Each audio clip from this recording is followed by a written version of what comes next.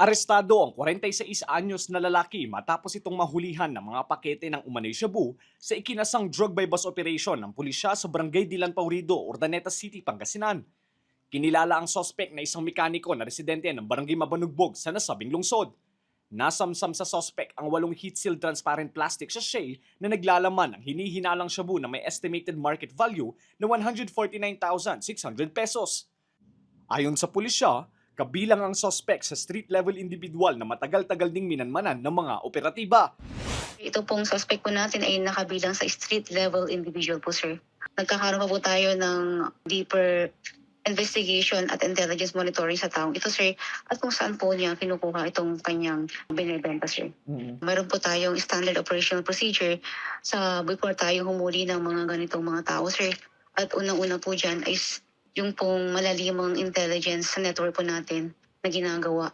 At nagkakaroon din po ng initial na test buy before po tayo nagsasagawa ng actual by bus operations, sir.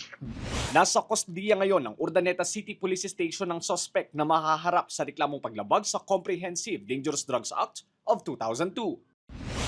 Yes, sir. Mahigpit po na pinapaigting po natin ang ating anti-illegal drug operation po dito po sa ating lalawigan ng Pangasinan, sapagkat ito pong drugs na to, sir, ay hindi lang po nakakasira ng kinabukasan ng ating mga mamamayan, especially sa ating mga kabataan. Kaya hinihiling po namin sa ating mga mamamayan na kung kayo po ay mayroon pong na-observe na mga kahinahinalang mga tao sa inyong lugar, ay marapat lamang po sana po na kayo po ay dumulog sa pinakamalapit na himpilan. Samantala, inaresto naman ng mga kapulisan ng Urdaneta City ang 19 anyos na lalaki na itinuturing na top 1 most wanted person sa nasabing lungsod. Inaresto ang akusado sa bisa ng isang warrant of arrest sa kasong panggagahasa sa isang minor de edad.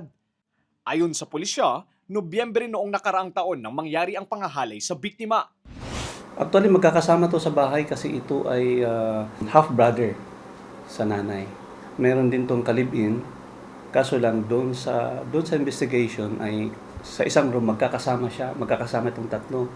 Nagkataon na nung time na yon ay wala kasi yung kalibin niya. Sabi nila, nakainom konti yung babae. Actually, nagtago ito, so minanmanan natin to sa bahay, so hindi natin siya nakita sa bahay.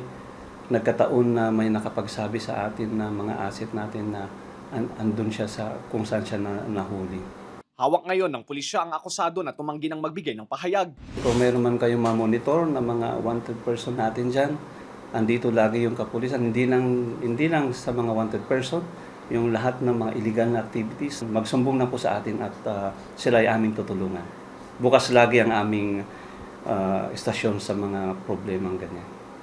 Lester Narag, Balitang, Solid North.